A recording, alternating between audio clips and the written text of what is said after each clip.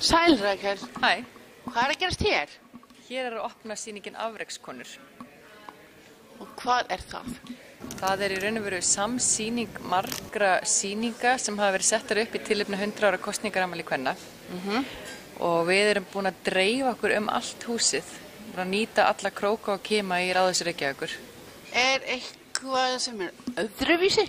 Já, það er náttúrulega mjög skemmtileg sýningin í mötuneytinu Já. sem ungu listamennir eru með. Já. Og það er kannski svona sem er mest spennandi og náttúrulega hálsmennin sem leikskólarnir gerðu.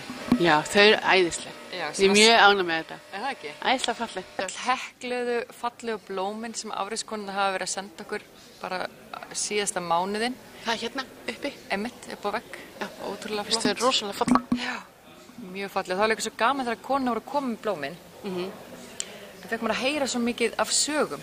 Þær voru að hekla blómin eða prjóna þau og voru að hugsa einhverja konu í þeirra lífi. Vá! Og það er sko, það er að tilenga blómin þeirri konu.